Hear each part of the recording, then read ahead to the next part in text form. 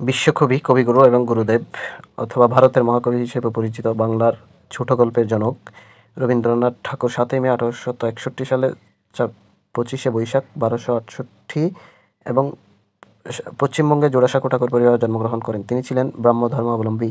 তার মৃত্যুবরণ হয় ৭ই আগস্ট ১৯৪১ সালে ২২শে শ্রাবণ ১৩৪৮ বঙ্গাব্দে কলকাতায়। তার ভাই হচ্ছে যতীন্দ্রনাথ ঠাকুর, যার স্ত্রী হচ্ছে কাদম্বরী দেবী। কবির পিতা হচ্ছে মহর্ষি দেবেন্দ্রনাথ ঠাকুর, যিনি ব্রাহ্ম ধর্মের প্রতিষ্ঠাতা এবং ওই ধর্মেরই ধর্মগুরু। মাতা হচ্ছে সারদা দেবী। কবির বোন হচ্ছে স্বর্ণকুমারী দেবী, যিনি প্রথম মহিলা ঔপন্যাসিক, যার প্রথম উপন্যাস হচ্ছে দ্বীপ নির্বাণ। ১৪তম সন্তান, অষ্টম পুত্র। কবির ১৫ জন ভাই বোন ছিলেন। ঠাকুর পরিবারের আসল পদবী ছিল কুশারী। কবির স্ত্রী হচ্ছে মৃণালিনী, যার আসল নাম হচ্ছে ভবতারিণী দেবী।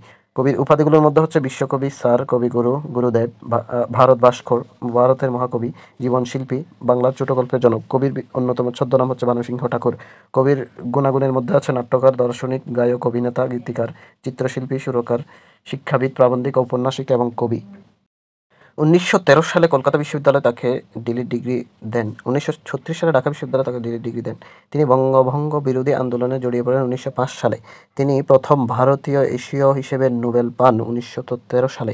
ব্রিটিশ সরকার কর্তৃক স্যার বা নাইট উপাধি পান ১৯১৫ সালে, যেটি ১৯১৯ সালে জালিয়ানওয়ালাবাগের হত্যাকাণ্ডের প্রতিবাদে কবি ত্যাগ করেন। শান্তিনিকেতনে ১৯০১ সালে ব্রাহ্মচর্যাশ্রম নামক বিদ্যাপীঠ প্রতিষ্ঠা করেন, যা পরবর্তীতে ১৯২১ সালে বিশ্বভারতী বিশ্ববিদ্যালয়ে পরিণত হয়। রবীন্দ্র যুগ বলা হয় ১৯০১ থেকে ১৯৪০ সালকে। কবির নোবেল চুরি হয় ২০০৪ সালে। কবি দুইবার ঢাকায় আসেন, ১৮৯৮ সাল এবং ১৯২৬ সালে। রবি ঠাকুর টি.এস. ইলিয়টের কবির প্রথম অনুবাদক। মাসিক বালক পত্রিকায় কবি নিয়মিত লিখতেন। কবির জন্ম শতবার্ষিকী হচ্ছে ১৯৬১ সালে। হিন্দু মুসলিম মিলনের জন্য কবি রাখি উৎসব প্রচলন করেন। কবির সম্পাদিত পত্রিকার মধ্যে আছে বঙ্গদর্শন, যেটি ১৯০১ সালে প্রকাশিত। প্রথম সম্পাদক ছিলেন বঙ্কিমচন্দ্র চট্টোপাধ্যায়। ভারতী ১৮৯৮, তত্ত্ববোধিনী পত্রিকা ১৯১১ সালে প্রকাশিত। এটি ব্রাহ্ম ধর্মের মুখপত্র ছিল। সাধনা ১৮৯৪, ভান্ডার ১৯০৫ সালে প্রকাশিত। ছিন্নপত্র ১৯১২ সালে প্রকাশিত কবির প্রথম পত্র সাহিত্য। কবির এই পত্র সাহিত্যের মধ্যে ১৫৩টি পত্র স্থান পেয়েছে, যার অধিকাংশ লিখেছিলেন ভ্রাতুষ্পুত্রী ইন্দিরা দেবীকে কেন্দ্র করে। ইন্দিরা দেবী ছিলেন প্রমথ চৌধুরীর, বিখ্যাত সাহিত্যিক প্রমথ চৌধুরীর স্ত্রী। তিনি ইন্দিরা দেবীকে ১৪৫টি পত্র লিখেন, যেগুলো বিলেতে বসে লিখেন। ৮টি পত্রিকা লিখেন শ্রী শরৎচন্দ্র মজুমদারকে। কবির চিত্রকলা হচ্ছে কবির অঙ্কিত সব ছবি এবং স্কেচ, যার সংখ্যা ছিল ২০০০ বা ২৫০০। নিজের আঁকা ছবিগুলোকে কবি শেষ বয়সের প্রিয়া বলে সম্বোধন করেন। কবির রম্য রচনার মধ্যে আছে পঞ্চভূত, লিপিকা, চরিত্র পূজা। সঞ্চয়িতা হচ্ছে কাব্য সংকলন, অর্থাৎ সবগুলা কাব্যের একটি সংকলনই হচ্ছে সঞ্চয়িতা। কবির সম্পর্কে কিছু গুরুত্বপূর্ণ তথ্য। তিনি প্রথম গ্রামীণ ক্ষুদ্র ঋণ এবং গ্রাম উন্নয়ন প্রকল্পের প্রতিষ্ঠাতা। মানুষের উপর বিশ্বাস হারানো পাপ, এটি সভ্যতার সংকট প্রবন্ধের উক্তি। সত্যেন্দ্রনাথ দত্তকে তিনি ছন্দের জাদুকর উপাধি দেন। বিহারীলাল চক্রবর্তীকে ভোরের পাখি উপাধি দেন এবং ডক্টর সুনীতি কুমার চট্টোপাধ্যায়কে ভাষাচার্য উপাধি দেন। বাংলাদেশ কবিকে নিয়ে ডাক টিকিট প্রকাশ করে ৫০তম মৃত্যুবার্ষিকীতে ৭ই আগস্ট ১৯৯১ সালে। মহাত্মা গান্ধীকে মহাত্মা উপাধি দেন। দক্ষিণারঞ্জন মিত্রকে ঠাকুরমার ঝুলির ভূমিকা লিখে দেন। বাংলার মাটি বাংলার জল একটি সনেট জাতীয় কবিতা। তিনি তার দি চাইল্ড প্রথম ইংরেজিতে, পরে বাংলায় অনুবাদ করেন। প্রথম উপন্যাস হচ্ছে করোনা, যা মাসিক পত্রিকায় প্রকাশিত হয়। তবে গ্রন্থাকারে প্রকাশিত প্রথম উপন্যাস হচ্ছে বউ ঠাকুরানীর হাট ১৮৮৩। কবির কাব্যগ্রন্থ ৫৬টি, ২৯টি নাটক, ৪টি গীতা পুস্তক, ১৯টি কাব্য নাট্য, ১১৯টি ছোট গল্প, গান হচ্ছে ২২৩২টি, ১৩টি উপন্যাস, ১৩টি চিঠিপত্রের বই, ৯টি ভ্রমণ কাহিনী, চিত্র এবং ছবির সংখ্যা ২৫০০। বিবিসি জরিপে শ্রেষ্ঠ বাঙালি কবির মধ্যে কবির অবস্থান দ্বিতীয়। কবি ঢাকা আসেন দুইবার, ১৮৯৮ এবং ১৯২৬ সালে। ঢাকা বিশ্ববিদ্যালয়ে ১৯২৬ সালে প্রথম বক্তৃতা দেন দ্য মিনিং অফ আর্ট শিরোনামে। আবার ঢাকা বিশ্ববিদ্যালয়ে ১৯২৬ সালে দ্বিতীয় বক্তৃতা দেন the rule of the giant নামে। ঢাকা বিশ্ববিদ্যালয়ে ডিলিট ডিগ্রি উপাধি দেন ১৯৩৬ সালে। কবির ছদ্মনাম হচ্ছে ৬টি। বঙ্গভঙ্গ বিক্ষোভ প্রামাণ্যচিত্রের পরিচালক কবি নিজেই। লালনের ২৯৮টি গান সংগ্রহ করেন। কবির চৈনিক নাম হচ্ছে চু-তেন থান। অক্সফোর্ড কবিকে ডিলিট ডিগ্রি দেন ১৯৪০ সালে। কলকাতা বিশ্ববিদ্যালয় কবিকে ডিলিট ডিগ্রি দেন ১৯১৩ সালে। শান্তিনিকেতন বা ব্রাহ্মচর্যাশ্রম প্রতিষ্ঠা করেন ১৯০১ সালে। ১৩টি নাটকে কবি স্বয়ং অভিনয় করেন। কবির বংশীয় নাম হচ্ছে ফিরালি ব্রাহ্মণ, তবে পারিবারিক উপাধি হল কুশারী। কারাগারে বন্দীদের উদ্দেশ্যে কবি উৎসর্গ করেন ৪ অধ্যায়। কবিকে গুরুদেব সম্মানে ভূষিত করেন মহাত্মা গান্ধী। আবার কবিকে ব্রাহ্মবান্ধব উপাধ্যায় যে উপাধি দেন সেটি হচ্ছে বিশ্বকবি। কবিকে কবিগুরু উপাধি দেন ক্ষিতিমোহন সেন। কবির নোবেল চুরি হয় 24শে মার্চ 2004 সালে। কবিকে নিয়ে চলচ্চিত্র নির্মাণ করে চীন। মানব জীবনে কবি তুলনা করেছেন নদীর সাথে। স্ত্রীর মৃত্যুতে তিনি রচনা করেন নৈবধ্য। 22 বছর বয়সে বিয়ে করেন ভবতারিণী দেবীকে। পরে কবি নাম দেন মৃণালিনী। শাহজাদপুর সিরাজগঞ্জে 1890 সালে জমিদারি পরিদর্শনে আসেন। কুষ্টিয়া শিলাইদহে জমিদারি ছিল। কবি 1891 এবং 1937 সালে প্রতিশোর আত্রাই নওগাঁ জমিদারি পরিদর্শনে আসেন। কবি বাংলাদেশে প্রায় 1 যুগ বসবাস করেছেন। কবির আমি এই কথা এই ব্যথা সুখ ব্যাকুলতা কাহার চরণতলে দিব নিছনি। এখানে নিছনি শব্দটি পূজা অর্থে ব্যবহৃত হয়েছে। কবির কবিতা বলাকা কাব্যের অন্তর্গত। ছবি কবিতাটি বলাকা কাব্যের অন্তর্গত। কবির পূর্বপুরুষদের আদি বসতি ছিল খুলনার দক্ষিণ ডিহি।